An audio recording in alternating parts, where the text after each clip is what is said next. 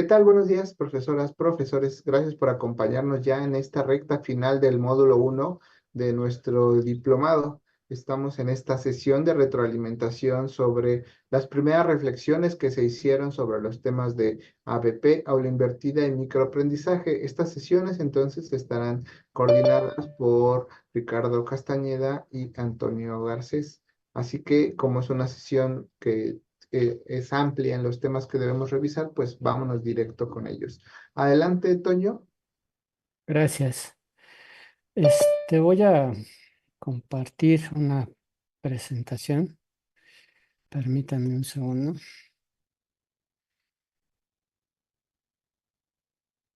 Nada más voy a abrirlo primero, que no me genere problema. Un segundo, estoy en el proceso de abrir.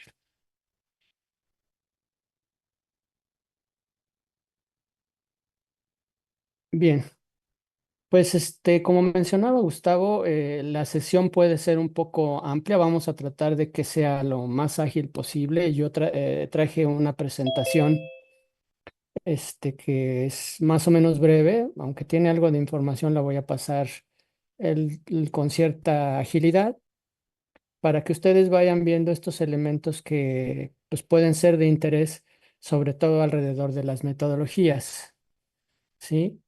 En el caso pues del aula invertida, la verdad es que como todos los elementos que nosotros revisamos en el diplomado, pues deben de empezar a través de una problematización, ¿no? Y en muchas ocasiones pues voy a retomar prácticamente lo que dice esta primera lámina.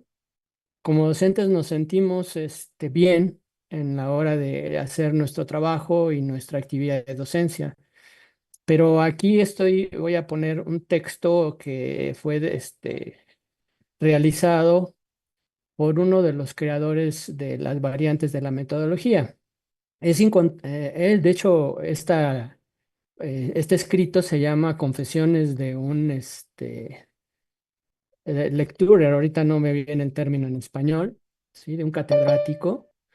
Entonces, este profesor daba cuestiones de física, aquí se ve por la temática, y se sentía muy bien porque sus alumnos y sus grupos pues normalmente tenían dinámicas muy agradables. Sin embargo, él se empezó a cuestionar sobre su práctica, que yo creo que es un ejercicio que la mayoría de nosotros vamos realizando con cierta regularidad. Y decía, bueno, pues, ¿qué tal están aprendiendo mis alumnos y cómo puedo aprender? Entonces encontró un recurso en el ámbito de la física, de la enseñanza de la física, se llama como inventario de conceptos. Este inventario de conceptos permite evaluar qué tanto los alumnos han asimilado estos conocimientos y decidió aplicarlo. Él, pues muy satisfecho con su práctica, dijo, bueno, todo va a salir bien, ¿no? Y la realidad es que, como dice ahí, ¿no? Con horror me di cuenta que mis estudiantes podían hacer muchas cosas, resolver cuestiones matemáticas, tanto procedimentales, algorítmicas, pero cuando había verdaderos problemas de conceptos, pues nada más no. Entonces, pues bueno, esto generó que él empezara a tratar de ver cómo hacer ciertas mejoras en su práctica, ¿no?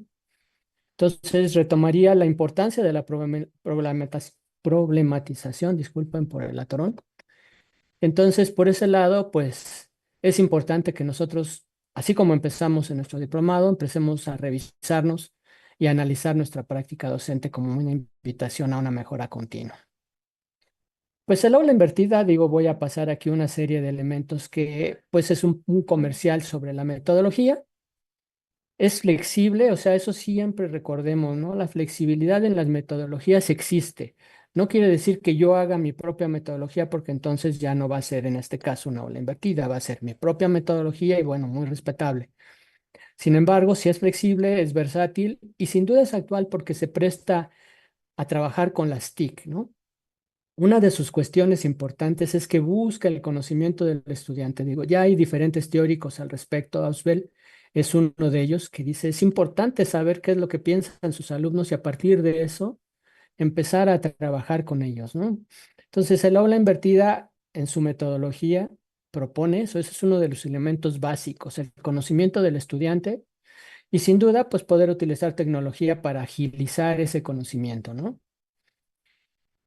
Ya hablábamos de lo que decía el profesor Masur, mejora la conceptualización, aunque no es la única función que desarrolla, sí tiene bastantes enfoques para el trabajo colaborativo centrado en el alumno, en la conceptualización y la corresponsabilización del estudiante. Corresponsabilizar al estudiante no es tanto que él le digamos, bueno, pues aquí están los temas y pues adelante, ¿no?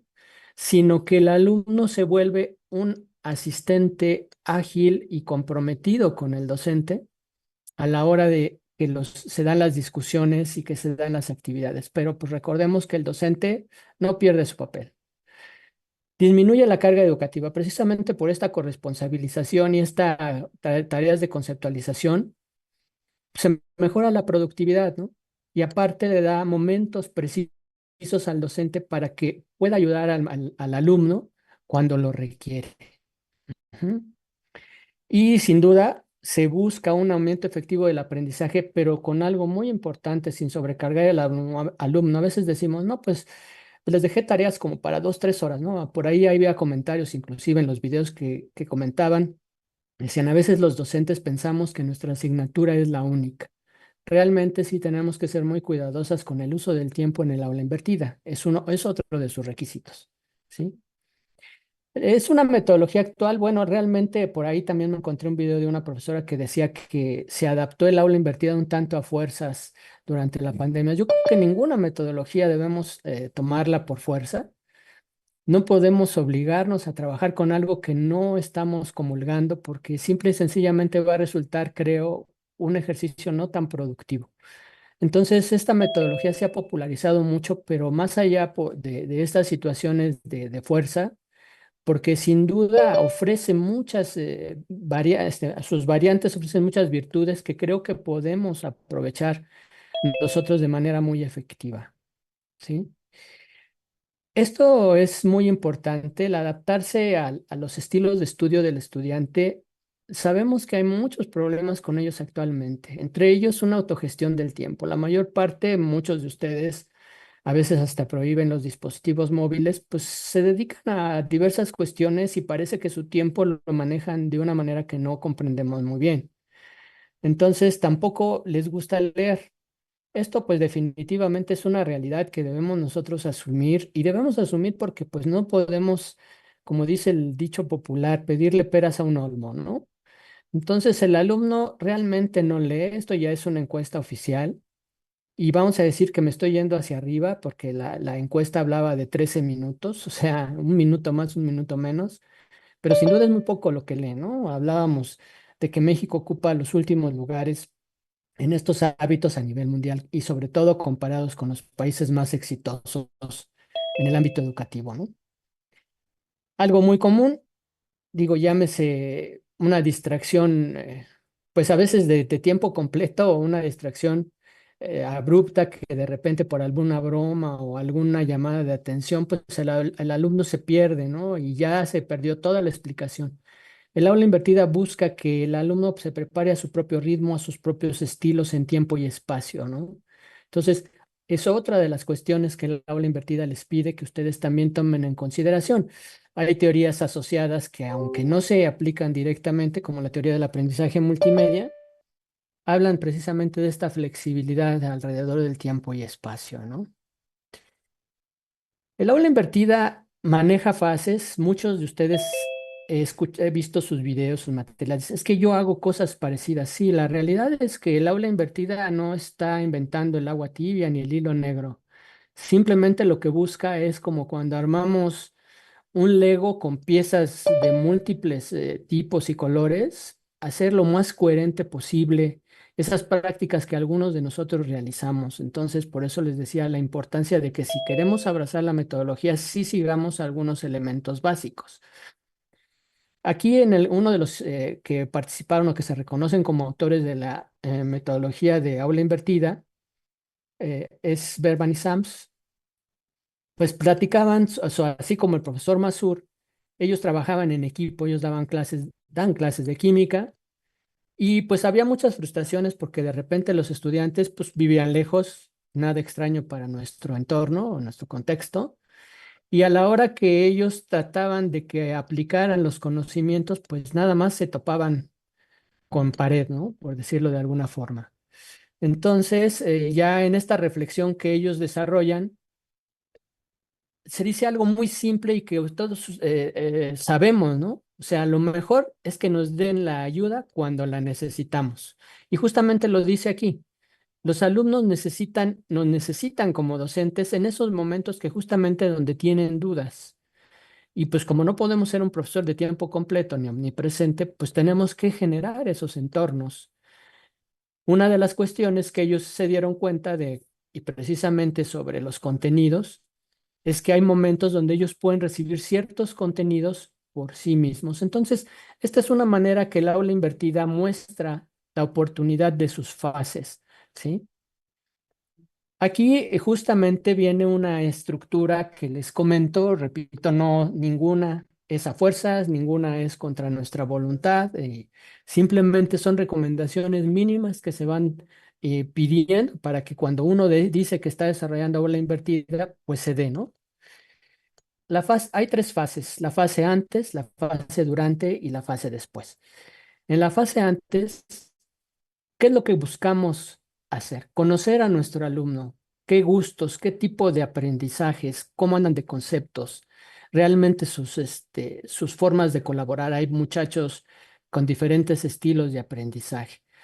Buscamos ganar tiempo en la sincronicidad. Eso lo hacemos a través de instrumentos o a través de multimedia, pero en un lapso que se recomienda sea breve. Aquí se hizo el hincapié sobre 30 minutos, lo mencionan en diferentes momentos, diferentes autores, y pues vamos a decir que es una media, ¿no? Y dicen, pues 30 minutos es muy poco. Sí, realmente los que estamos haciendo el trabajo previo somos nosotros que les vamos a proporcionar materiales puntuales, ¿sí? Para conocer a nuestros alumnos, ver esas necesidades que pueden tener y afinamos la intervención que vamos a dar en el aula, porque muchas veces, aunque les damos lecturas, pues llegan ellos y nosotros no sabemos cuáles son sus problemas. Entonces, la importancia de esa fase antes es conocer con anticipación y que ellos conozcan con anticipación para que la interacción en sincronicidad pues se dé de una manera más exitosa.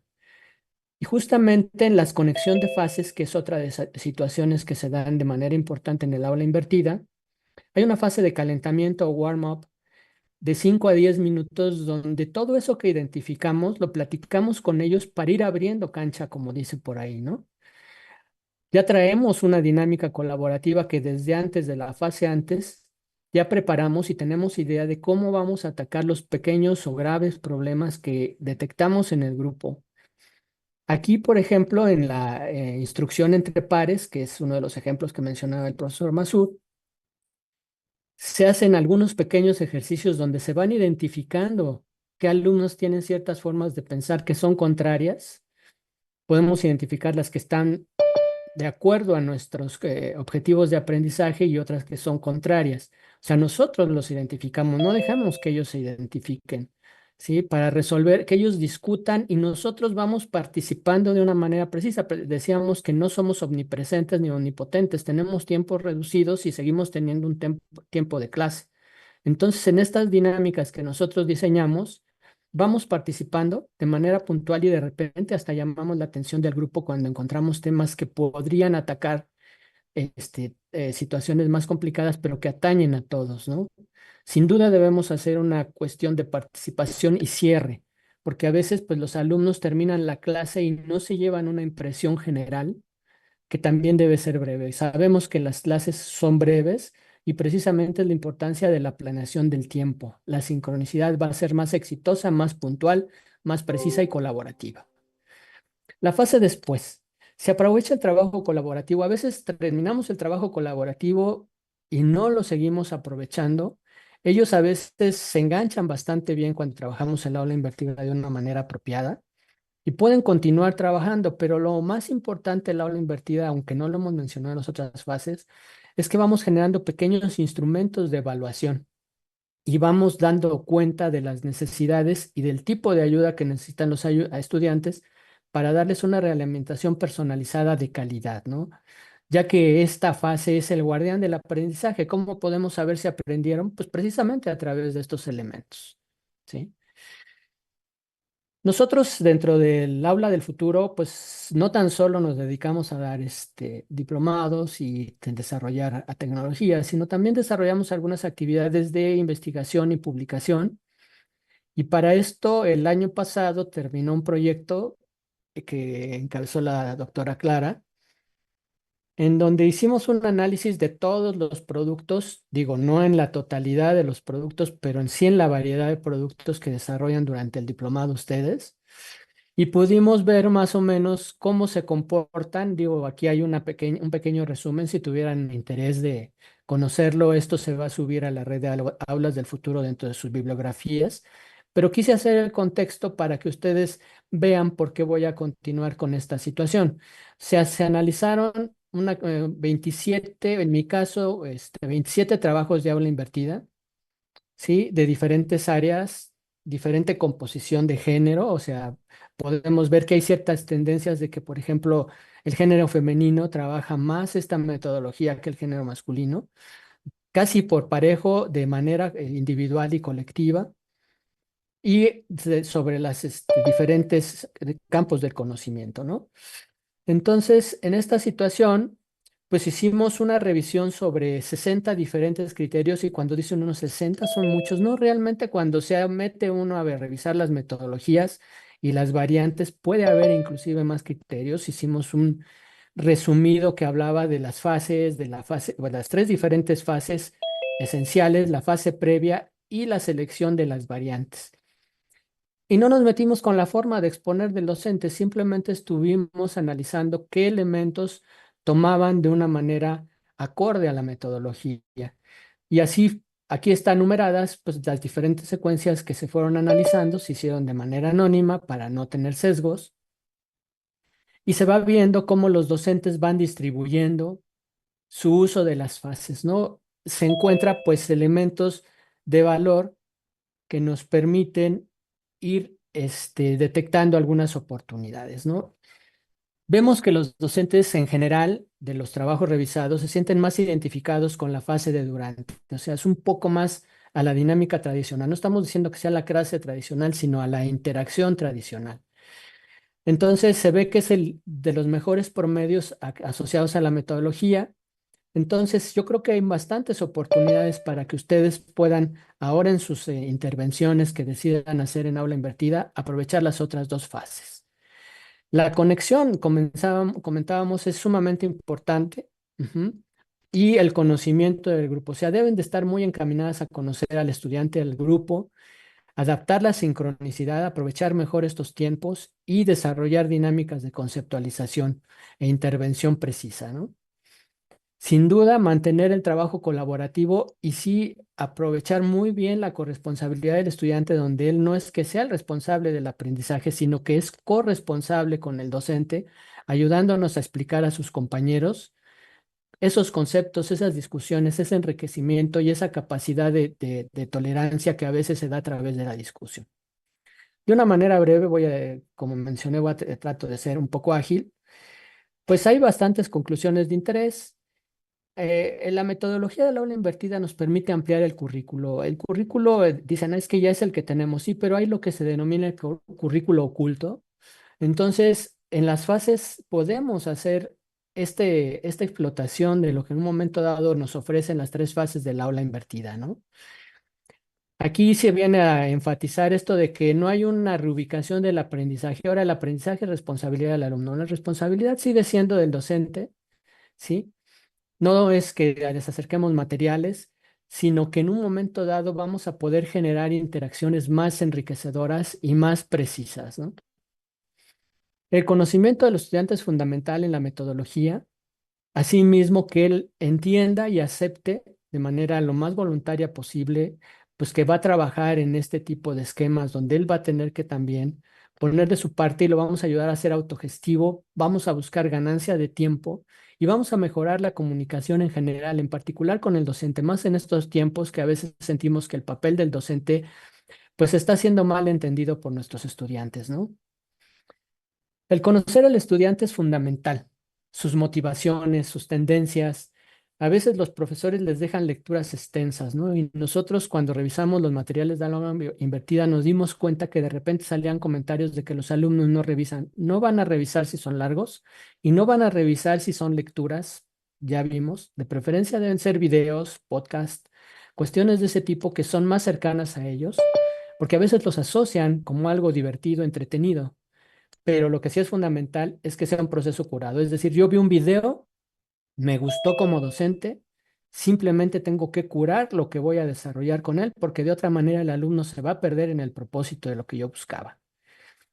Y en cuanto al uso de la tecnología, es muy importante mesurarlo, ¿no? Porque a veces esa ganancia de tiempo que tenemos en estas actividades, en estas metodologías de trabajo, la perdemos porque nos profundizamos en ciertos usos de la tecnología, ya sea en número o en amplitud de abordaje. Entonces, son algunos elementos que quería presentarles de la metodología del aula invertida y pues sin duda pues estoy a sus órdenes. No sé cuál sea la dinámica de hoy, Gus, si van a preguntar ahorita o nos esperamos al final. Estoy atento. Muchas gracias. Dejo de compartir. Gracias, Toño. Si les parece bien, abrimos un espacio de... Ah, no, no, mejor nos vamos directo ya al tema de ABP y dejamos las preguntas al final, si les parece bien. Adelante, Ricardo.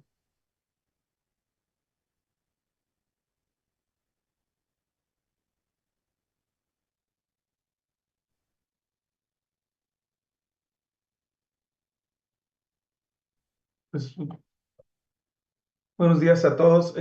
Vamos a ver el tema de ABP. Primeramente, yo quiero reconocer el trabajo y el esfuerzo que han hecho, porque la verdad es que revisando el foro, hay una nutrida participación y eso da gusto porque da una visión de que están colaborando, están trabajando entre ustedes. Como se ha venido mencionando, pues el objetivo del diplomado es una interacción entre ustedes. Nosotros nomás estamos como un medio, pero creo que lo más enriquecedor es cuando empiezan a participar los profesores. Yo estuve revisando todos los videos, estuve revisando las participaciones y la verdad es que es muy nutrido la respuesta.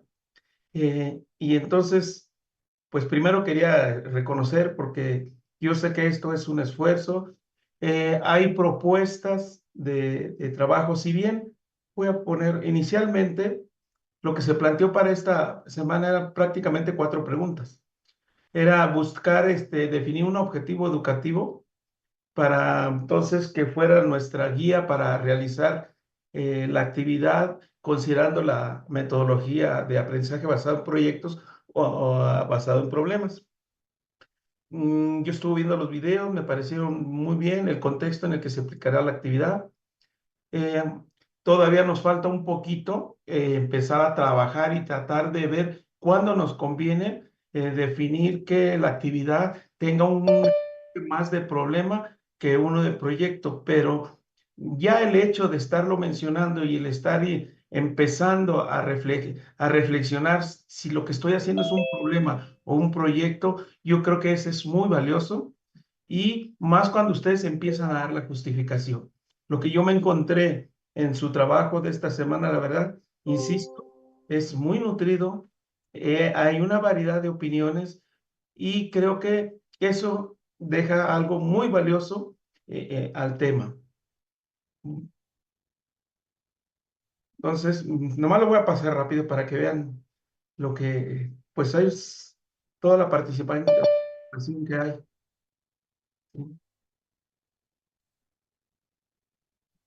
Hay desde nivel licenciatura, nivel bachillerato.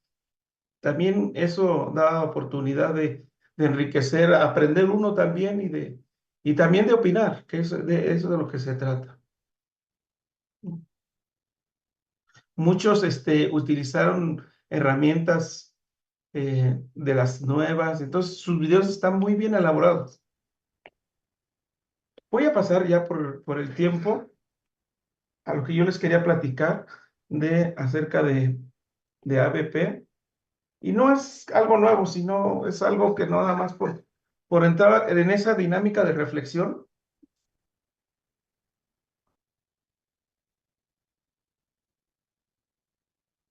Entonces, pues en esta semana empezamos a tratar el aprendizaje basado en proyectos y el aprendizaje basado en problemas. Ambas metodologías prácticamente no son nuevas, tienen años, muchos años, y más en el caso del aprendizaje basado en proyectos, es desde principios del siglo pasado ya se hablaba y se empezaba a formalizar la parte del aprendizaje basado en proyectos. Si bien el problema es como se me mencionaba en los materiales, surge como en la parte del área de medicina, pero dada su eficacia, pues se ha aplicado en diferentes disciplinas, en diferentes áreas. Sin embargo, Y comprobante de... está un micro prendido. Perdón. Entonces, si bien son metodologías diferentes, también en los materiales hablamos de la convergencia que se tiene. Entonces, ambos aquí en el diplomado hemos tratado de juntarlos, de ver por esa convergencia que tienen, tratar de ver cómo se pueden analizar, pero insisto, es importante tener claridad de que son dos metodologías diferentes. El hecho que tengan convergencia no significa que las vamos a unificar, ¿sí? Se pueden apoyar, como se pueden llegar a apoyar con las otras metodologías que se han venido viendo en el diplomado, así como en metodologías que ustedes ya conocen, ¿sí? Una de las características de los temas selectos que hemos puesto a su consideración es que son metodologías integradoras, y esas metodologías integradoras necesitan el apoyo de otras metodologías para ir realizando las diferentes actividades. En el caso de ABP, pues algo fundamental es definir las diferentes fases por las que va a ir pasando el proyecto. Y en esas fases es donde hay que irse apoyando de esas metodologías para ir realizando las tareas específicas de cada una de esas fases. Pero hay algo que nosotros, como docentes, tenemos muy claro. Cuando nosotros hablamos de una intervención educativa, ¿sí?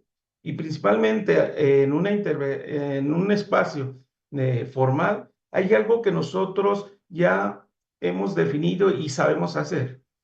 Normalmente, cuando nosotros empezamos a planear una intervención educativa, lo que hacemos es que empezamos a hacer una etapa de análisis donde nosotros sabemos qué es lo que queremos enseñar, qué es lo que queremos que nuestros alumnos aprendan, y eso, bueno, tenemos de referencia el currículum, pero también tenemos nuestra experiencia y tenemos, perdón, la currícula, tenemos experiencia, nuestra experiencia docente, y ahí es donde nosotros, cuando definimos lo que queremos enseñar, ¿sí? La siguiente que hacemos es cómo lo vamos a enseñar. Ese cómo, ahí es cuando nosotros empezamos a idear la manera en que vamos a acercar ese nuevo conocimiento a nuestros estudiantes.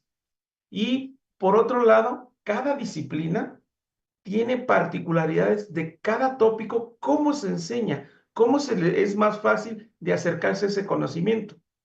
Y aunado a eso, el qué y el cómo, también nosotros como profesionales en la educación tenemos que saber cómo organizar las actividades, cómo esta tarea que queremos llegar al aula, debemos organizar y activar los diferentes procesos que se requieren para la asimilación de ese conocimiento.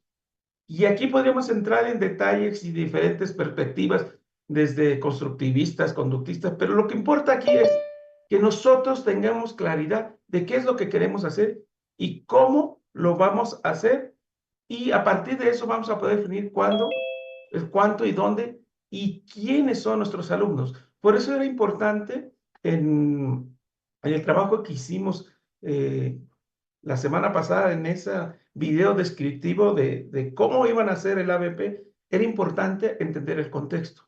Y tenemos claro que el contexto, quien lo conoce, son ustedes. Ustedes son los que viven diariamente en el salón, y cada generación, cada grupo son diferentes. Y bajo ese conocimiento, entonces nosotros podemos planear la intervención. porque entonces ustedes ya conocen las condiciones sobre las que hay que trabajar y a partir de eso pueden generar estrategias para ir trabajando con los alumnos. Y precisamente aquí es donde empezamos a hablar de metodologías, recursos didácticos que nos permitan, tecnologías didácticas que nos permitan lograr que ese proceso de acercamiento del conocimiento, pues, sea de una manera ágil y fácil para el alumno, ¿sí? Al final hay algo importante, es que desde que nosotros sabemos qué queremos enseñar, también nosotros ya sabemos qué resultados esperamos. Por eso es importante cuando empezamos a planear, también definir qué resultados es lo que estamos esperando, ¿sí? Y pues no pueden ser resultados intermedios hacia donde queremos llegar. No una intervención puede pretender abarcar todo. Es mejor sistematizarla y ir viendo poco a poco el avance de aprendizaje. Además, eso nos facilita también la enseñanza. Bueno, retomando el caso del proyecto y problema, como mencionábamos, algo que hay que tener claro es que tanto el proyecto como el problema son esfuerzos temporales. Y eso significa que nosotros debemos tener claridad que esto va a ocurrir en un tiempo finito. Y que en ese tiempo finito nosotros debemos de tener claridad del producto o servicio que nosotros vamos a obtener. Ese producto o servicio puede ser tangible o intangible, pero lo que importa es que nosotros tengamos claridad. También otro detalle es que en el caso de los problemas podríamos hablar de que no necesariamente se va a tener la solución única, ¿sí? Puede haber variantes, porque la solución puede llegar con diferentes características, al igual que los productos que tú puedas generar en un proyecto, ¿sí? Pero ustedes, como profesionales, como creadores del proyecto del problema, deben de tener, ¿sí?, claridad a qué es lo que van a entregar los alumnos. No va a haber un producto o servicio idéntico. Cada uno va a estar influenciado por lo que entendieron los alumnos, por lo que encontraron, por lo que buscaron, ¿sí? Pero, eso sí, al ser una organización temporal, debe tener un propósito. Debe tener un propósito, y yo aquí insistiría en un propósito educativo. Normalmente, principalmente la metodología en proyectos es algo que está en auge y te encuentras en internet infinidad de propuestas, pero algunas olvidan la parte esencial, que es la parte educativa, y se dedican más a elaborar el producto, a diseñar el producto y dejando de lado o dándole poca importancia al objetivo educativo, ¿sí? Por eso es importante tener control del tiempo, tener control de lo que se quiere hacer y con eso ir gestando poco a poco hasta llegar a nuestro objetivo educativo, a lo que queremos que nuestros alumnos aprendan. Y esto lo estaba en el material. Ahí nosotros hicimos una pequeña síntesis donde veíamos los proyectos y los problemas y tratamos de encontrar coincidencias. Seguramente ustedes con su experiencia pueden encontrar algunas más o inclusive pueden estar no de acuerdo con las que nosotros proponemos. Pero aquí lo importante es que tratamos de conjuntar proyectos y problemas, ¿sí? Y tratar de ver esas coincidencias, pero insistiendo que son dos metodologías diferentes. Bueno, como actividad educativa, un proyecto, ¿sí? Pues la verdad es que no es fácil. Un proyecto requiere mucha atención, mucho trabajo, requiere que todos los actores, desde alumnos, desde el mismo profesor e inclusive la misma institución, se integren alrededor del proyecto. El proyecto puede durar todo un semestre, puede durar un mes, puede durar un tema, ¿sí? Pero aún así, el proyecto del problema, para que tenga buenos frutos, es necesario involucrar a todos los participantes. Si bien un proyecto, como estaba en las notas, tiene su ciclo de vida muy tradicional, ¿sí? Donde tú haces una iniciación, haces una planificación y luego empiezas a desarrollar el proyecto, pero la parte sustantiva de un proyecto es el que está administrando el proyecto, porque se va llevando el seguimiento y el control.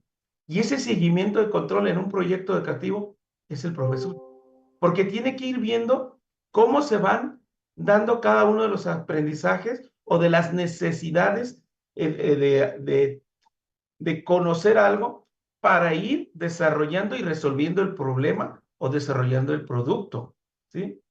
Y finalmente, algo importante es la satisfacción de realizar el producto. Y eso tiene que ver mucho con los alumnos. Hay que darles la oportunidad de que expongan qué hicieron, cómo lo hicieron, por qué lo hicieron así, ¿sí? Por eso yo mencionaba de que se van a encontrar con productos que resuelven el problema, que regeneran el producto, pero no esperamos que sea todo igual. Y eso creo que ustedes tienen mucha claridad en esa parte de que cada uno de sus estudiantes, ¿sí?, aprende de manera diferente. Pero de igual manera, cada uno de ustedes también enseña de manera diferente. En el caso en el caso de la metodología basada en proyectos y basada en problemas, lo ideal, y insisto, ideal es que se mezclen diferentes disciplinas para que el resultado sea sustantivo. Y eso lleva a un problema de comunicación. Es necesario que los profesores que vayan a participar en un proyecto se enamoren del proyecto, que se contacten, que se informen, para que vean que su disciplina, su contribución se vea reflejada en el proyecto o en el problema que están realizando. Yo hice aquí una pequeña secuencia que está muy relacionada con el ciclo de vida de un proyecto y lo primero que deberíamos de establecer es el objetivo educativo. Y eso tiene que ver mucho con lo que veíamos en el video, analizar el entorno donde se va a generar el proyecto o problema. Algo que debemos tener muy claro es nosotros qué vamos a hacer, cuál es nuestro rol, ¿sí? Normalmente vamos a dar seguimiento al aprendizaje, con qué metodología nos vamos a apoyar, qué instrumentos de seguimiento vamos a utilizar, ¿sí? Algo importante es ver si con lo que estamos planeando vamos a lograr los aprendizajes que estamos esperando, ¿sí? Y luego, algo que pasa principalmente en los proyectos es que de repente armamos un proyecto muy bonito, muy enriquecedor, pero no tomamos en cuenta si realmente ese proyecto vamos a poderlo llevar a cabo, ya sea por calendario, por recursos económicos, por políticas de la institución en la que trabajamos, pero es importante tomar todo eso en consideración. Pero aquí nosotros como docentes no debemos perder que el proyecto o el problema tiene un objetivo educativo. Si todas estas aristas que están alrededor de definir el objetivo educativo, es importante que las consideremos, pero sí que queden alrededor del objetivo educativo. Una vez que tengamos el objetivo educativo, pues entonces sí podemos hablar de empezar a planificar, a ver los alcances educativos que va a tener nuestra intervención. Y algo muy importante es que debemos tener claridad en la descripción detallada de cada uno de los aprendizajes que se van a ir gestando y poco a poco esa información que van a ir teniendo los alumnos e inclusive también los profesores de lo que van investigando los alumnos, nosotros ya vamos a poder ver hacia dónde van a llegar los alumnos, qué alcances va a tener el proyecto o qué soluciones factibles son las que van a poder encontrar los alumnos. Por eso es muy importante describir detalladamente los aprendizajes. Ahora, aquí yo venía mencionando, es importante apoyarse con estrategias didácticas, ¿sí? Porque el aprendizaje basado en problemas o proyectos hay que definir fases, y cada una de fases lo que conviene es irlas revisando, irlas evaluando, porque eso nos da factibilidad a ir retroalimentando en momentos puntuales, ¿sí? A lo mejor en la primera fase se hace una retroalimentación de uso, no sé, de un microscopio, pero eso es necesario hacerlo, aunque no tenga que ver mucho con lo que estamos queriendo desarrollar, pero va a ser necesario para que se tenga éxito en el proyecto. Pero más adelante a lo mejor eso ya no tiene trascendencia y entonces habrá que revisar otras cosas.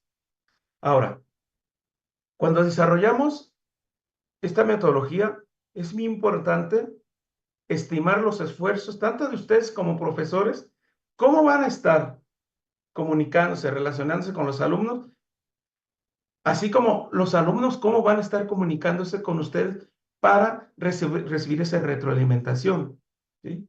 Y tratar de buscar que toda esa información que se busca o que ustedes les proponen, tratarle de darle algo que ustedes saben hacer muy bien. Es que es transformar esa tecnología, esa información en un recurso didáctico que permita resolver el problema o apoye a desarrollar el producto del proyecto. Por eso, si recuerdan nosotros, aquí cuando empezamos el diplomado, hablamos de muy importante de un contrato educativo. Y algo que sí funciona en esta metodología es que hay que desde un principio saber a qué se compromete el alumno, a qué se compromete el profesor. Y decía yo, hasta a qué se va a comprometer la institución, ¿sí? Porque no podemos salir nosotros a los pasillos nomás porque sí, o tratar de mandar a los jóvenes o niños a visitar museos, porque de alguna manera es responsabilidad de nosotros. Y ahí necesitamos el apoyo de la institución. Ahora viene la parte que pareciera que es la más difícil, pero si esto, el objetivo educativo y la planificación están bien, puede volverse la parte más disfrutable, que son las sesiones las sesiones en el clase. Lo que, si hicimos bien la planificación, tenemos bien definido el objetivo, va a ser fácil para nosotros un espacio de aprendizaje. Y ese espacio de aprendizaje no significa un espacio físico, significa un espacio que no es que envuelve tanto un espacio físico como un espacio virtual. El chiste es que el proyecto tenga un espacio de desarrollo que está apoyado por las instalaciones físicas, por las instituciones, por las visitas, o por algún elemento virtual, sí, sí. Pero debemos verlo que en sí, al ser un proyecto, requiere su espacio de trabajo. Y por eso también es importante organizar y asignar las tareas. Y esa asignación y tareas, aquí si ustedes están trabajando en trabajo colaborativo, donde ahí prácticamente ellos son los que seleccionan su rol, o puede ser que ustedes asignen roles, eso ya es muy particular de la situación que ustedes estén planeando, ¿sí? Y ir dando posibilidades de desarrollar las tareas, ¿sí? Y algo que pasa en los proyectos, y no nomás en los educativos, en cualquier otro proyecto, es estar prevenidos a los imprevistos, a los riesgos, ¿sí? Algo que es importante de que ya les pasó a ustedes con trabajo colaborativo, que a lo mejor un profesor no tenía tiempo o que un profesor se salió del equipo.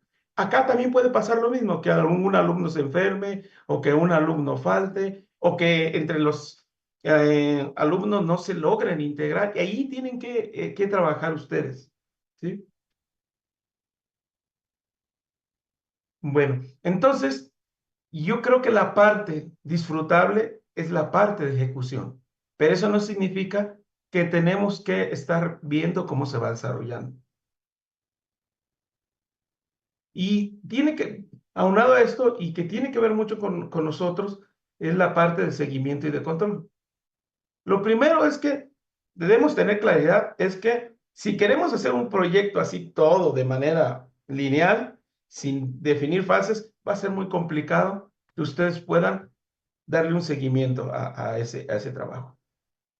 No hay regla de cuáles fases, si deben ser 1, 2, 3. Yo creo que su experiencia como docentes les va a ayudar a definir cuáles son las fases. Algo que yo insisto es que muchas veces se le da prioridad al desarrollo del producto o de la solución del problema y se descuida los aprendizajes que se van generando en cada una de estas fases. Mi recomendación: no las descuiden, porque el éxito del proyecto o de la solución del problema depende de esos aprendizajes que se van gestando en el transcurso del desarrollo del proyecto. Algo que también es importante, y para eso apóyense con tecnología, es la gestión de evidencias del aprendizaje. No sí de los productos, pero denle más énfasis en que cada producto, si les entregan una infografía, que se vea ahí lo que se aprendió hasta ese momento. Y por otro lado, lleven el control de incidencias. Pueden, de alguna manera, dárselo a que el equipo les reporte las incidencias o que ustedes los vayan llevando. Y decía, si se logra esa parte de llevar fases, yo digo que la retroalimentación va a ser más efectiva. E inclusive, estas evaluaciones, esa evaluación continua, también va a servir de retroalimentación para los alumnos, el saber en qué fallaron y ir viendo y corrigiendo el producto.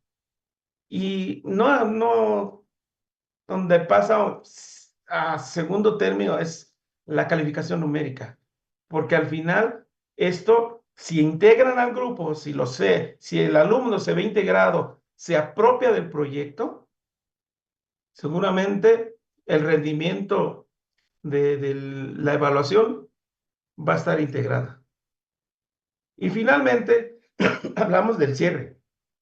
Y creo que el cierre es un punto importante cuando se desarrolla esta metodología, porque es la oportunidad que le debes dar al alumno que reflexione.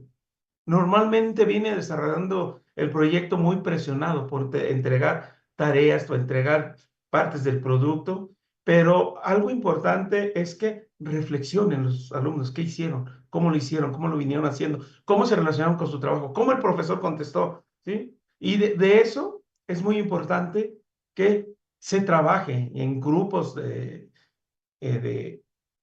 abiertos, en pequeños grupos, y que algo importante es que quieren los alumnos es que al final también quieran la retroalimentación del profesor, porque aunque ellos van desarrollando su producto, y muchas veces nos pasa que no sabemos el detalle, pero para el alumno es un aliciente muy bueno la opinión del profesor.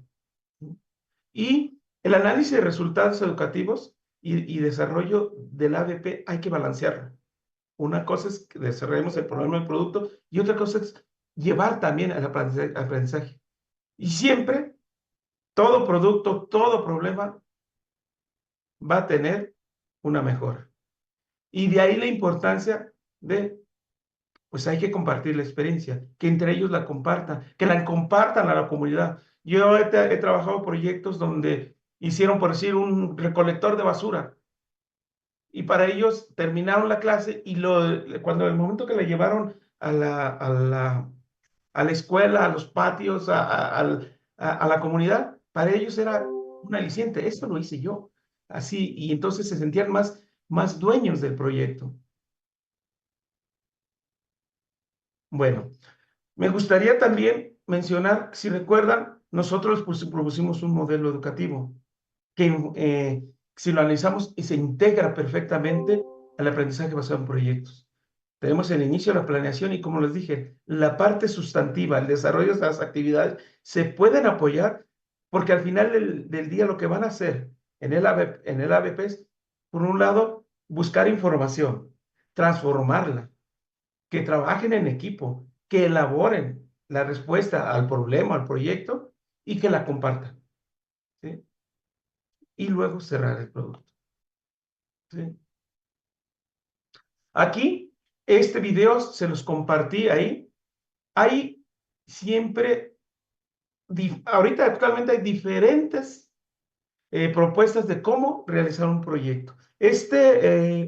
Me gusta mucho, es de la doctora Frida Díaz. Me gusta mucho cómo lo propone.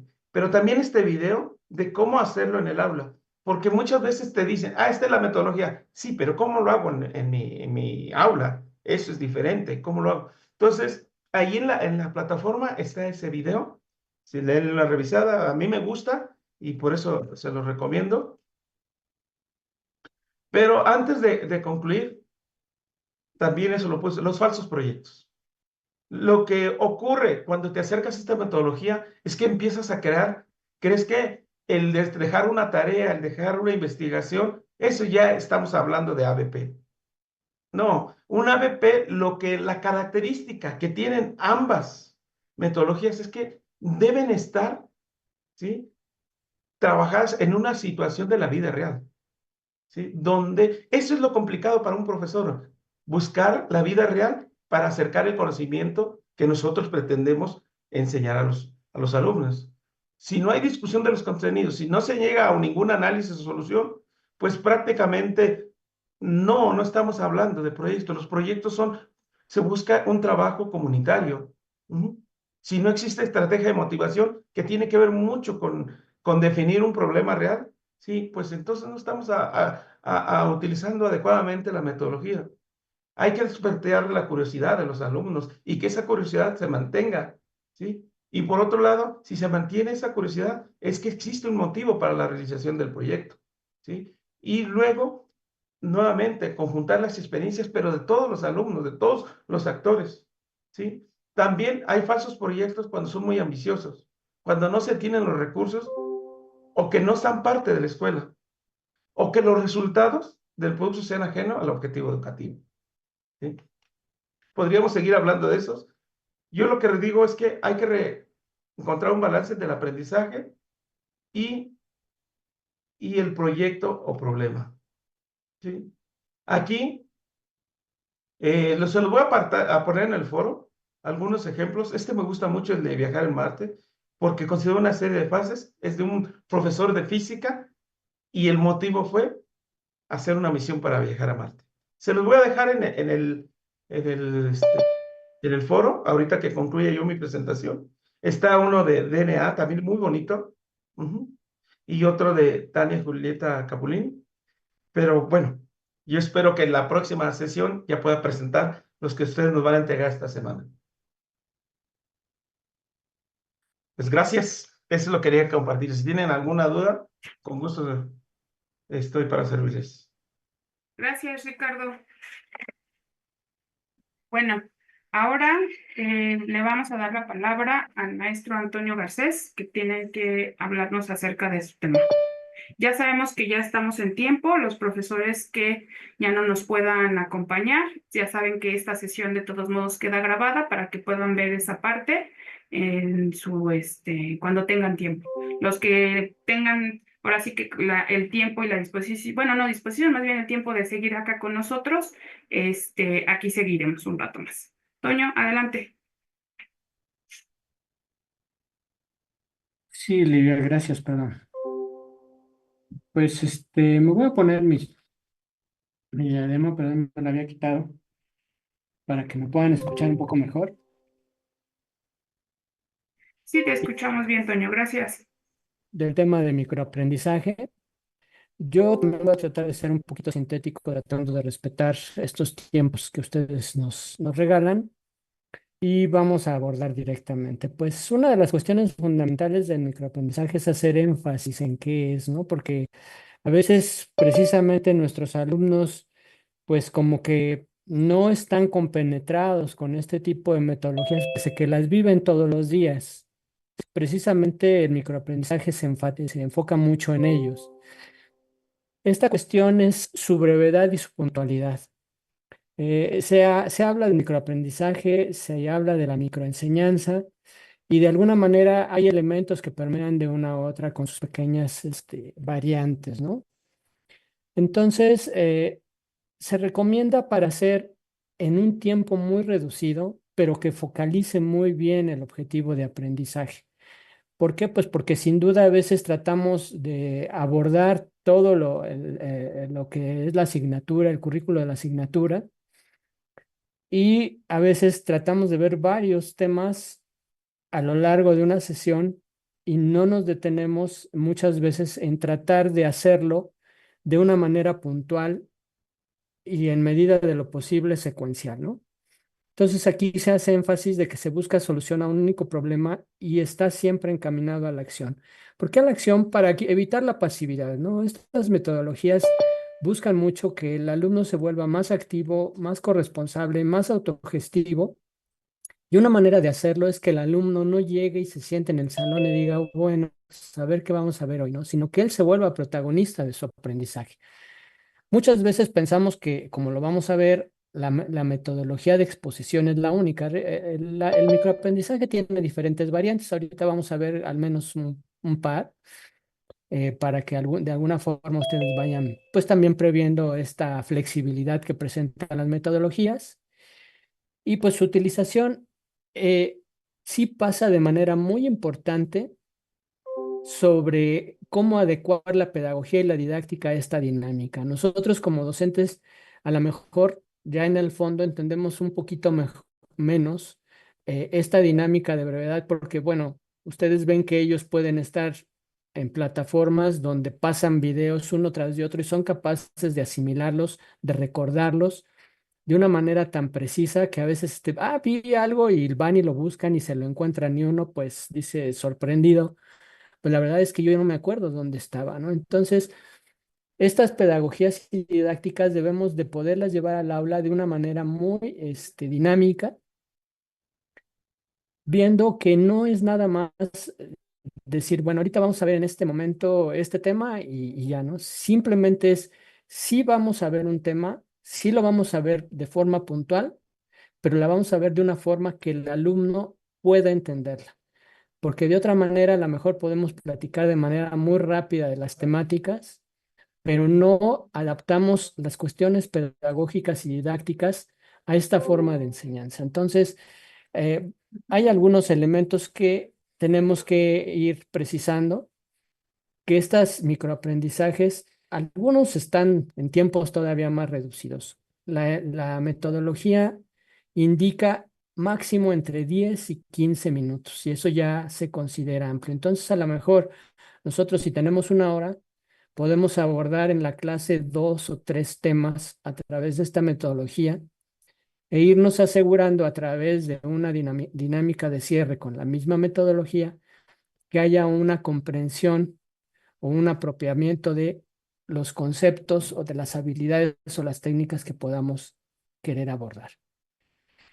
Las aplicaciones en la educación, pues mucho es sobre la cuestión conceptual.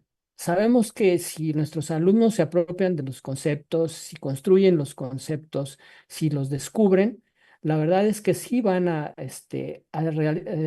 tejiendo relaciones mentales que les permiten ir asistiéndose conforme van construyendo cómo se van interrelacionando los conceptos. Sin duda, el desarrollo de capacidad de síntesis es también muy importante en microaprendizaje. Les mencionaba que en ocasiones los alumnos no se trata de que memoricen. No podemos satanizar la memorización. Sin memoria nosotros no viviríamos. Sin embargo, sí tenemos que articular muy bien su capacidad de síntesis cuando el alumno se apropia del concepto. Típicamente lo que hace es que lo puede manejar de una manera más fluida, más flexible y en un momento dado lo puede conectar con otras situaciones, ¿no? También se puede utilizar mucho para presentación de propuestas y proyectos. Ya mencionaba Ricardo que pues, podemos tener un proyecto pues, para una sesión, para un tema, para un concepto. Entonces, sí en un momento dado lo pueden conectar, como decíamos, a través de estas metodologías integradoras para desarrollar un pequeño problema, un pequeño proyecto. O sea, yo a través de una discusión conceptual y en una cuestión de síntesis, puedo hacer un ejercicio lógico que nos puede llevar a través de un microaprendizaje a discutir conceptos breves y eso lo vamos a mencionar más adelante. Atraer la atención, sin duda, muchas veces los alumnos, así como ven un TikTok o un video de otra naturaleza, bueno, de otra fuente corto, pues tratan de atraer la atención, trabajar con grupos numerosos. Yo creo que eso todos lo agradecemos, sobre todo cuando nuestros grupos son tan grandes, para desarrollar concursos, debates, y cuestiones hasta de ludificación, ¿no? Entre otras variantes. El microaprendizaje no nada más es como mencionábamos eh, no es una ocurrencia, es más bien una metodología. Hay diferentes bibliografías, algunas se las pusimos en los materiales, en donde tenemos que tener una clara conexión entre la pedagogía, el contenido y la tecnología. Y tiene varios ejes. El fundamental, pues, es los tiempos, la cuestión curricular, el tema, la forma, ¿sí? ¿Cómo los vamos a hacer llegar? ¿Y qué tipo de aprendizaje? Si nuestros estudiantes tienen ciertos estilos, ciertas preferencias de aprendizaje. Entonces, son elementos que nosotros tenemos que ir conectando a través de la metodología, porque de otra forma, pues como decíamos, no estamos desarrollando un microaprendizaje, estamos haciendo una propia variante o una metodología nueva, entonces, pues muy respetable, pero el microaprendizaje sí tiene algunos elementos que tenemos que tener en consideración. ¿Sí? Nosotros en la plataforma les propusimos esta plantilla, digo, la incluí un poco para hacer referencia a algunos elementos del llenado, con el fin de que pues se pueda hacer la conexión con esto que se habló, ujú, con lo que ustedes van a reportar. Tenemos que indicar el problema del aprendizaje, el objetivo preciso de este aprendizaje, ¿sí? Y en un momento dado el contexto para hacer una descripción de la forma de los estilos que nosotros vamos a llevar a cabo en el aula, ¿no? Porque a veces esa es la parte difícil. Ya tenemos la metodología y ahora tenemos que aterrizarla desde la parte práctica, ¿sí?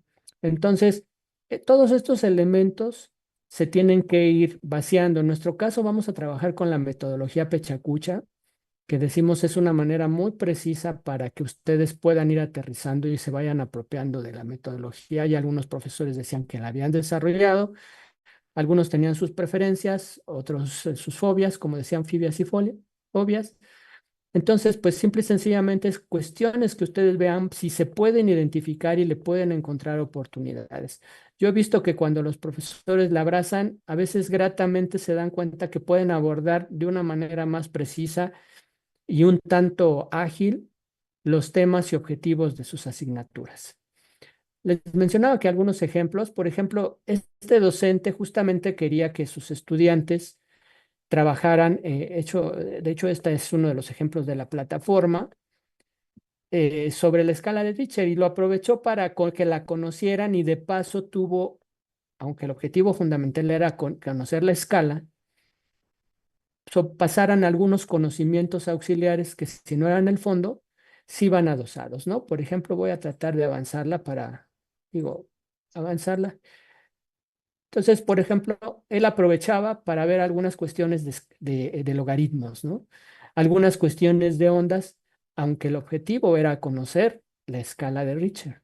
Entonces, todo esto lo pudo hacer inclusive a su estilo.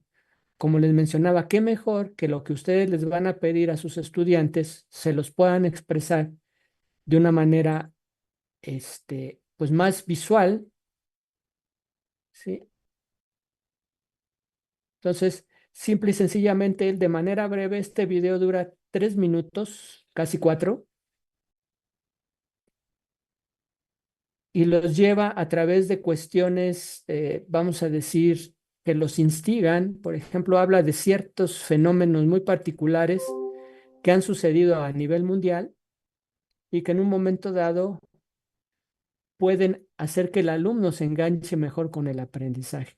Entonces, este profesor hace un TikTok, un formato hablábamos que microaprendizajes, les pide el formato y el medio, lo hizo a través de un video para móvil, ¿sí? Lo hizo para la plataforma TikTok en específico y escoge muy bien la problemática que quiere abordar para que de manera breve el alumno lo presente. En el siguiente video es un video también muy breve, en donde se lleva a cabo una actividad experimental. Ujú. La verdad es que dura unos segundos y a través de esta situación se busca que el alumno pueda entender, por ejemplo, el movimiento rectilíneo, la primera ley de Newton, que pueda modelar y discutir de manera breve a través de este video cómo él entiende o cómo puede explicarle a sus compañeros qué es el concepto de movimiento rectilíneo, la primera ley de Newton, cómo se modela, cuestiones de ese tipo. Y lo importante es que el alumno lo haga a su estilo, ¿no? Una de las cuestiones importantes es que este tipo de actividades siempre vayan acompañadas, ya sea de una lista de cotejo mínimo, de preferencia una pequeña rúbrica, donde también se deje un espacio para las aportaciones de los estudiantes, porque a veces nos llevamos sorpresas muy gratas, ya lo mencionaban en otros ejemplos, de lo que los alumnos son capaces de desarrollar. A veces nosotros aprendemos también de ellos, ¿no? Digo, comúnmente. Entonces, ahora nosotros lo que les pedimos para esta actividad, que fue lo que ustedes entregaron o están por entregar, es, digo, en algunos casos, es la metodología Pechacucha, ¿no? Nuevamente partimos de esta situación, partimos del objetivo educativo y de los alcances, ¿no? De la factibilidad. Yo puedo hacer que un tema de esta naturaleza sea expresado de manera breve, a lo mejor lo tengo que hacer primero yo y ver la factibilidad y la coherencia con la que logré. Si yo ya empiezo a matizar la situación y me doy cuenta de que a lo mejor es muy extenso, todavía, como decíamos, no voy a fragmentar, voy a puntualizar más en este conocimiento que quiero que ellos expresen, ¿sí? Para que lo puedan llevar a cabo de una manera ágil y clara, ¿no? Aquí ya se expresa de manera precisa que vamos a trabajar, por ejemplo, en diapositivas, ¿sí? Puede ser una presentación o puede ser un video que se llevó a presentación, puede ser inclusive una cuestión de que no utilice tecnología y que pueda ser llevada en el aula de una manera personal por un alumno o un grupo de alumnos, ¿sí? Y tiene que tener mucha claridad y bastante atractivo, porque de otra manera, pues lo único que vamos a hacer es generar un discurso que pueda ser poco atractivo o aburrido para nuestros grupos, ¿no? Entonces, la fluidez y la claridad son fundamentales. Muchas veces se piensa que porque sea tan breve, pues es algo superficial y la realidad es que no. A veces necesitamos trabajar con nuestros alumnos en el aula, hacer una discusión, una investigación, guiar el trabajo colaborativo para que la exposición ya una vez bien entendida por ellos pueda tener esa fluidez y esa claridad. Que ellos se organicen, cómo lo van a exponer, realmente, pues como dicen, las risas no van a faltar, ¿no? Entonces, la presentación, pues se habla de que se trabajen hasta 20 diapositivas en 640. Si nosotros nos fijamos en el ejemplo que presenté previamente, pues no lleva menos diapositivas y dura menos tiempo. Mucha claridad, de gran tamaño, muy visuales, ¿sí? Obviamente, si es una cuestión con tecnología o a través, por ejemplo, hasta de cartulinas, pensando que no haya los elementos o se desea hacer de esa forma, para generar que la creatividad se lleve a cabo en el aula, debe de haber mucha legibilidad, ¿no? Desde cualquier lugar del salón. Se pueden utilizar conceptos a varias diapositivas, pero no uno o sea, no todo el tiempo, no toda la metodología para uno solo, ¿no? Sí, sí hay que darle cierta agilidad. ¿Qué oportunidades hay, no? Desarrollar el conocimiento a partir de un formato cercano. Ya decíamos que es importante conocer a nuestros alumnos, pero a su vez se van a hacer de habilidades indispensables para su formación académica y profesional. A veces nosotros tenemos que ser capaces de ser muy sintéticos, muy puntuales, muy precisos, no tan solo en la escuela, sino a donde nosotros nos desarrollemos, ¿no? Tenemos estos espacios, como mencionábamos, pero también los alumnos amplios y reducidos pueden superar retos. A lo mejor dejo un mismo video, una misma presentación en donde los alumnos van a hacer su propia exposición y van a competir entre ellos un tanto lúdicamente para convencernos cuál es una forma más clara de hacerlo. Ellos mismos se califican, se evalúan, ellos inclusive, como mencionaba un profesor, a veces generan aplausos auténticos al interior del salón porque la forma de exposición global abordó todos los elementos, pero a veces alguno o algunos de manera muy clara llegan muy bien a sus audiencias en su propio lenguaje, ¿no? Nos ayuda sin duda a conceptualizar, ¿sí? Y pues nos permite enfocarnos, ¿sí? De una forma pues activa y colaborativa y como mencionábamos, un proyecto debe ser auténtico y significativo, porque de otra manera el alumno pues no percibe las situaciones como útiles. Ya hemos platicado de que muchas veces están llenas las redes sociales sobre frases de que quién ha utilizado algo de lo que aprendió de los números complejos o de algún libro específico, ¿no? Entonces, realmente tenemos que ayudarles a que ellos vean esta autenticidad y este significado en su cercanía, ¿no? Y habrá pues unas nuevas formas de actualización. Ya habíamos mencionado que pues nosotros tuvimos la suerte, la mayoría de nosotros tuvimos la suerte de tener una carrera para toda la vida, ¿no? Algunos hemos tenido algunas variantes, hemos tomado algunos caminos alternos, pero ellos de manera obligada van a tener este tipo de cambios a lo largo del tiempo. Entonces, esta formación para la vida, ¿sí? Con aprendizaje puntuales y precisos, sin duda les va a ayudar a que esta versatilidad la tengan en su propio ADN estudiantil. Entonces, el microaprendizaje sí ofrece muchas oportunidades y les puede ayudar, pues ya habíamos mencionado, a conceptualizar en grupos grandes, con dinámicas más atractivas. O sea, definitivamente, así como se dice en microaprendizaje, no vamos a usar una sola imagen y un solo concepto para todas las láminas, pues en microaprendizaje no es para todas las sesiones, ¿no? Hay que irlas alternando y estas metodologías, estos temas selectos, pues sin duda les pueden ir ayudando a dar esa variación, esa variabilidad para que los alumnos vayan tomando dinámicas más ágiles, menos rutinarias y que poco a poco vayan incorporándose en una dinámica más socializada con ustedes y con sus compañeros de grupo. Pues bueno, tratando de ser breve, lo dejo aquí, estamos abiertos a sus dudas y pues muchas gracias por su participación. Aquí estamos atentos.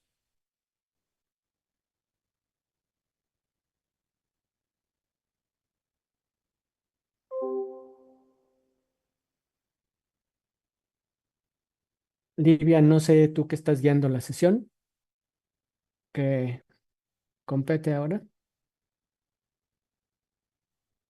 O si no, profesores, pues ahorita a lo mejor Livia les surgió algún problema de conexión.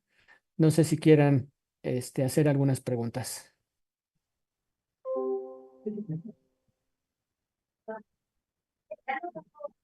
Gabriela dice que no. Muy buena presentación, dice Rosario, Raquel. Pues creo que no, Tony. Creo que Muy bien, no hay dudas. muy bien. Sí, no hay dudas. Pues entonces, profesores, les agradecemos mucho su asistencia a esta sesión. Eh, Nos vemos la siguiente semana y estamos en contacto. Cuídense mucho y buen fin de semana. Hasta luego. Hasta Hasta luego. luego, muchas gracias.